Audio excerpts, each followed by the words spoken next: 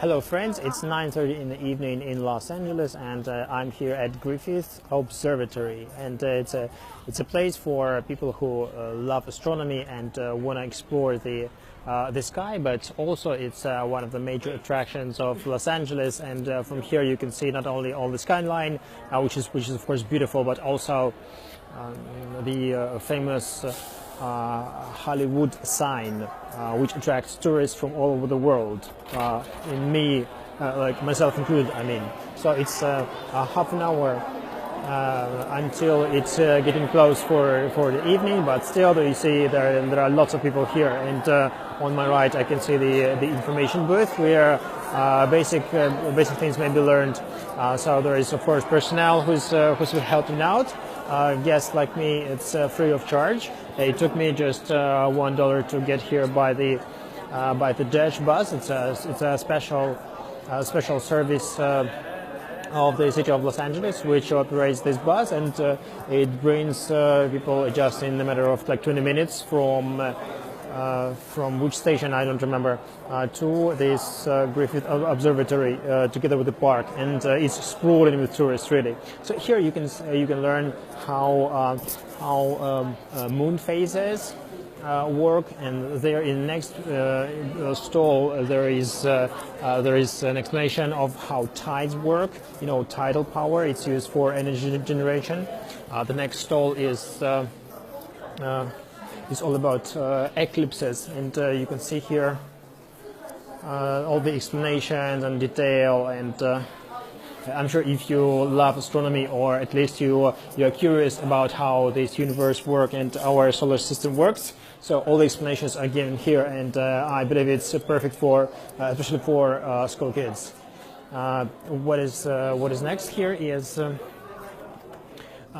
the table of elements, and here like on my right there is the whole explanation of elements, and next all the elements are put on display here on my right. I hope you can see it very well. So for example, I can see potassium, and like this fancy display makes it really interesting to watch.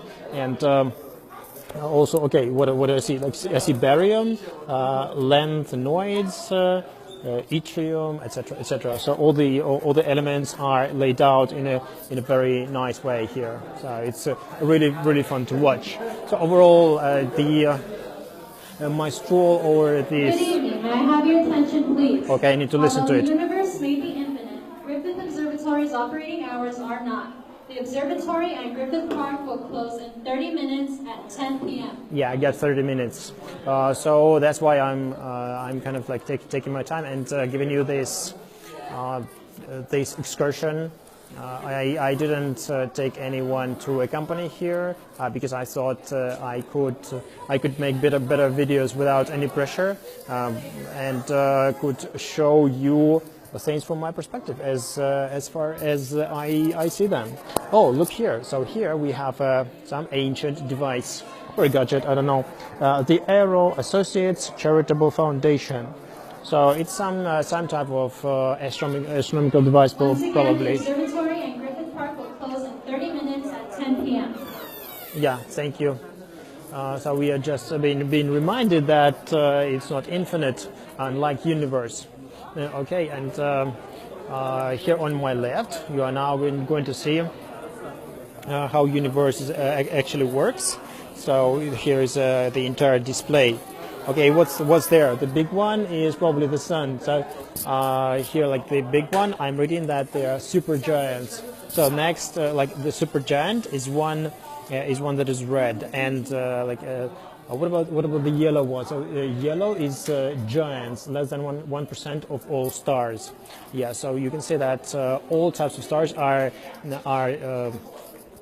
presented here, and it's really fun to get all this information, all these detail. If I was a kid, I would be absolutely fascinated. But I am now fascinated, and that's why I'm sharing it with you, because I think it's a great thing to do. Okay, now on my right you will get some information of how seasons work. yeah, seasons. I mean, not Four Seasons, of which is a hotel chain, but the seasons, how they change, and it's also connected with what? With March equinox. So all this detail, including equinox, solstice, and the Tropic of Capricorn, are described here. So let's continue. Hello.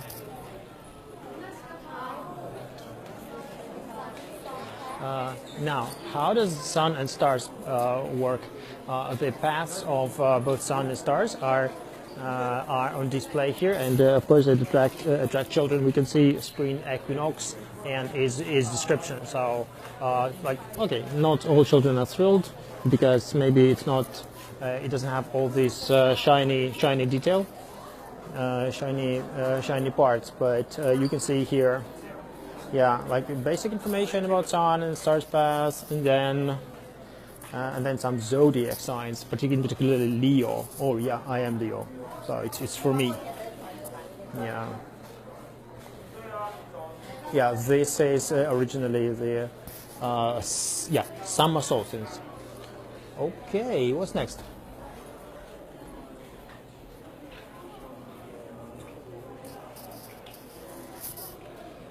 Yeah, next there is a stall explaining how day and night change.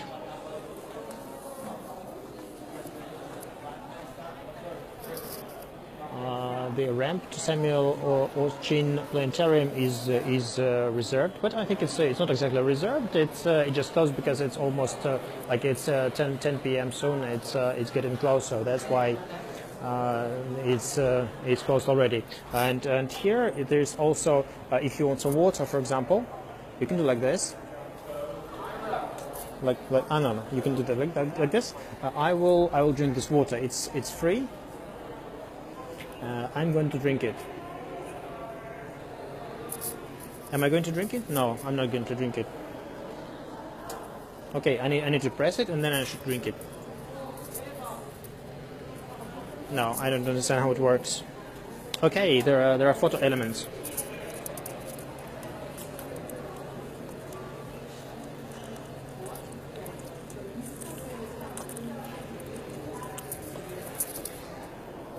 Thank you, the city of Los Angeles, for free water. Toilets are also free, so it's fun. Okay, that's the main entrance, and there's an elevator, but above the elevator there is a funny portrait. I mean, not really not funny, but like looks really ancient. Somehow, of course, connected with all these planets and astronomy. So. Some information all around, and people are getting excited by looking at different like pictures. How to say that? Is the picture? Yeah, it's like a picture, but they are multimedia pictures, so they are very fancy and they are nice to look at. Yeah. Yeah, for example, here I'm looking at a Trifid Nebula, Messier 20, which is a cloud of dusty gas in which stars are both forming and emerging. The red color of the 40 light-year wide nebula is growing hot hydrogen, while the blue color is light, scattered and reflected by dust from a cluster of emerging hot stars. Dust absorbs the light of what lies beyond and creates dark lanes. M20 is about 3,500 light years distant. David Malin, Anglo-Australian Observatory. So all these types of details are given here. The planetarium is already closed. Sorry for that. So to attend this planetarium, I had to be a bit early during the day. Again, some fancy pictures. Am I going to see the moon actually? I hope this one is the moon. Yeah. Look at this one. Do you think it's the moon? The 20-mile-wide impact crater Kepler is the most prominent feature in the picture taken by Lunar Orbiter 3 in February 1967. The robotic Lunar Orbiter program created detailed photographs of nearly all the moon's surface in preparation for the Apollo program, NASA USGS. Okay, and next there is the face of Mars. Well, on the video, probably the quality is not so good, but here it's real. Like in reality, it's real cool. Okay, what's like everybody's going down, and I'm also going down the stairs. So let's see what I'm going to find there.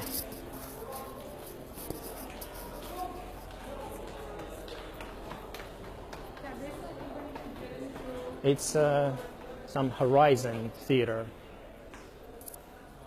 Well, I really like it here. So the fancy design, and if you imagine a planetarium, it should be exactly like this, where you can find all the great people who probably contributed to this foundation or to the discovery of planets overall. So what do we have here? So again, we have here the cosmic connection. What's that? Oh, there's some description of like basic explanation of how, like, what is the beginning of time, or what the Big Bang was, and then what else? The curtain of light, the first candles of darkness, and then the Milky Way galaxy, threads and ribbons, lights full on. Yeah, and there's like all types of jewelry here on display, and probably it signifies different planets and stars and how all of it works. I mean, in the universe, and how we see it here. Yeah, so all of these like fancy jewelry here is there to create such a magnificent effect of something like really fancy, something attractive, like shining, making a neighborhood. On my left there are lots of pictures here, and for example, impacts call it an era or era. As for me, I came across both pronunciation, era and era. Getting alive, some basic information about Big Bang and how all these things started. Hard bodies. So there are pictures of things of how they are allegedly been 3 billion years ago, or 13 billion years after the Big Bang. Like really fancy creatures, like for example Morella or Anomalocaris. Well, I'm just creating it on the spot about Morella and Anomalocaris because I know it from some TOEFL passages from my study. Okay, what's that? There is a huge display here. I'm really fascinated. And I was a bit reluctant in the beginning. I was thinking like, oh, it's already too late to go to this Griffith Observatory. But now I can definitely see that it was a journey worth taking, because just look at this. You can learn everything about the universe and everything about the planets and stars, and all these people are genuinely curious. They want to know about stuff. So these are not the type of people that just stay at home and watch television. They're real curious to discover the world, and this is one of the places where you can do it. We can learn about California meteorites here behind me. Yeah, on display there are meteorites.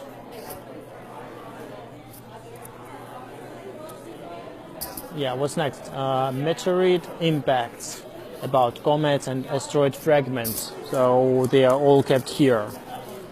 Some of them are shining. I don't know whether it is done artificially. I think it's artificially or it's a natural shine. But I think natural shine would be induced by radiation. So I don't think it's a natural one. Okay, what's that? That's an iron 395-pound meteorite here. So I can actually touch it. So now I can say that I touched a meteorite. Ta-da! I did it! Yes! Yeah, I'm very happy now. Ha ha ha ha.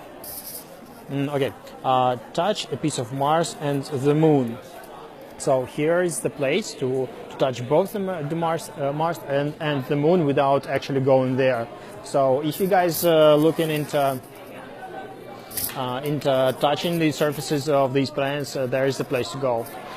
Here also we have the pieces of the sky. That's a very fancy title.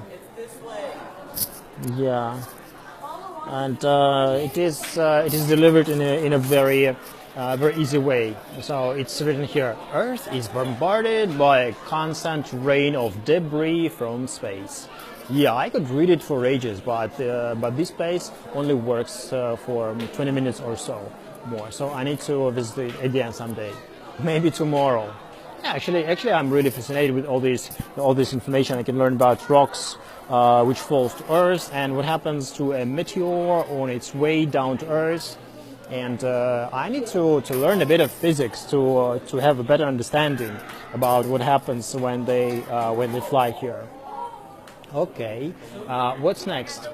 Of course, there is a wonderful painting of some inspired painter who's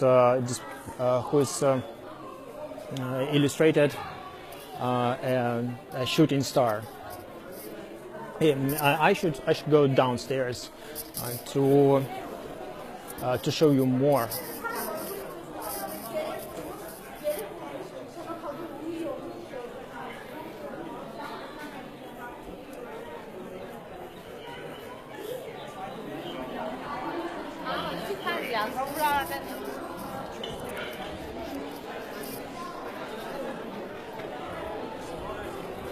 I'm going downstairs and ta-da! Even more, and all of it free to make pictures and videos, which I'm doing, and all of it free of charge. Enjoy! You're welcome. Debris of Space. Richard and Louis Gunter. Yeah, and you can also improve your English by reading all these things because they are mostly in academic English, and like you have to learn some of the basic terminology of what it is. Okay, here I can learn what universe is like, and then I can get to know more about local group, about our galactic neighborhood. Yo, neighborhood. Next, I am learning about solar system, and more specific, something about our home, which is the Earth. What's next? Next, it is of course LA. From general to specific, as you know, as in essays, in the same way they display this thing here. So Los Angeles. So what do we learn about Los Angeles? Actually, we are, like right now, I am somewhere there. Yeah, and this is my favorite Santa Monica Pier, where I go swimming in the ocean. So this is LA. And then this is the address. Yeah. Okay. Now. What are the planets of the solar system? Can you name them? If you can, write them down as a comment, please. But to save your time, I will guide you through different planets. So the first one here is Pluto. Ooh, Pluto. Yeah, next we have Neptune. What's next? Of course, Uranus. Yeah, Uranus, you got it. What's next? We've got, what is there? Saturn. Yeah, what's next? We learn about Jupiter.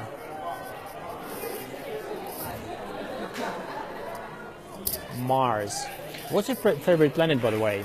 I'm not sure, but probably my favorite planet is Mars, because I used to like sneakers and Mars, especially during my university study when I was constantly hungry, and I didn't have time nor money for a good lunch, so I had to eat this like quickies, you know.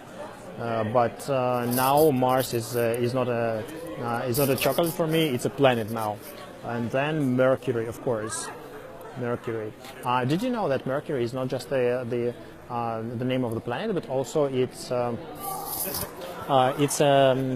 element of the table of elements by Mendeleev. And of course, it's Venus, as they say, men are from Mars and women are from Venus. That's actually the title of the book. Now, what's this? There's also some fancy display of different planets. And the title here is Finding Planets Around Other Stars. We can actually navigate here on this display. You can navigate and find different planets. So all in all, I really love this place, and our universe is described in all types of in all types of ways here. You can really get into this topic of astronomy, and it was definitely the trip worth taking. Yeah, the big picture. And in the meantime, oh, let me listen to it. Belongs to one small neighborhood of the universe. That makes Earth, which orbits one star out of the billions contained in the Milky Way, a very small part of the cosmos. Yeah, so this type of educational video, I remember we watched when I was a school kid. So it was kind of fun, but we didn't watch many of them because we mostly like watched some type of like old like scientific style movies, which I despise, but because like these kids prefer entertaining things, but okay. A couple of newspaper articles on display here, and that's, of course, it's not the real planet, but it looks very real, and it's moving. Like me, I'm moving with my camera, and this is the planet which is moving. Yeah, I believe that it's not it's not its exact size, but anyways. Oh, it's our moon. Look. Yeah, so here you can learn about the actual moon, so all the facts.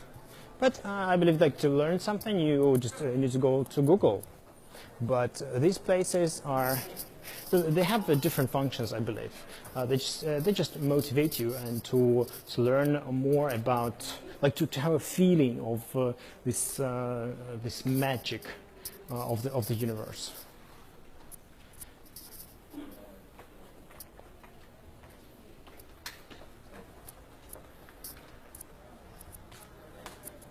I should go up.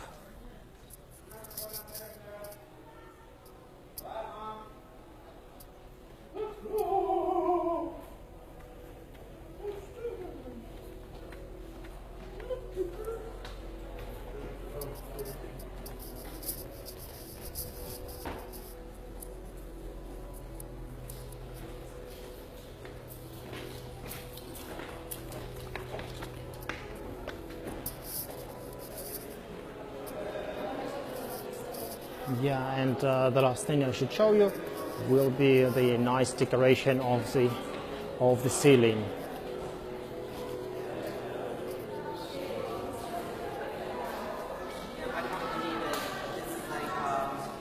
The last round around the hall. Oh yeah, who's Griffith, by the way? If all mankind could look through the telescope, it would change the world. Griffith J. Griffith. That's what I'm learning from the portrait and the inscription near it. So I believe this is the person who launched all this project. Yeah, everybody's looking at it, and I think I should as well. So what is happening there? It's a kind of type of a well at the, like, not far from the main entrance of the Griffith Observatory, and it shows maybe time, I think. Yeah, it's a very fancy design, and it has some numerals here, so 13, 12, 11, la la la la la. I believe it's like everything is like well calculated there, and it signifies something. I should read about it like more, definitely. Oh, I also found here a visitor's guide, yeah, let me open it. It gives all this detailed information about the Griffith Observatory in terms of historical level and like lower levels. All the design is here. You can read it. Yeah, and of course it's well designed. It's very bright, colorful, attractive, and of course most visitors of this place are children, teenagers, that are interested in looking at something fancy. Yeah, one more fancy display. So here we have. What do we have here? We have California Indian Horizon Calendar. We next have some information about Roman citizen timekeeping sundial, and then you can. It is done in a very very fun way. So you can learn about European navigators' latitude determination, and then you can learn about Tycho Brahe. I'm not sure how to pronounce it though. Yeah. So what's this? Different types of telescopes are there on display, and you can see how people. How scientists did their research. It's really bright. What's that? Now, this is... Okay, so this is the actual model of telescope, if I'm not mistaken. This is how it is designed. Yeah, cool. Aiming big telescope. Cool.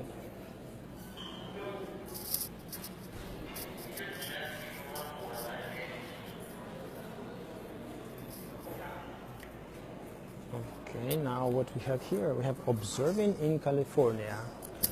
May I have your attention, please? The observatory and Griffith Park will be closing in 5 minutes. Please make your way towards the exit at this time. Once again, the observatory and Griffith Park will be closing in 5 minutes. Please make your way towards the exit at this time. Right, so that's the time for me to go, and I just want to thank you for watching and for being with me all this half an hour. Don't forget to like, share, and comment, of course. Thank you for your love, for being with me, for watching me. Cheerio.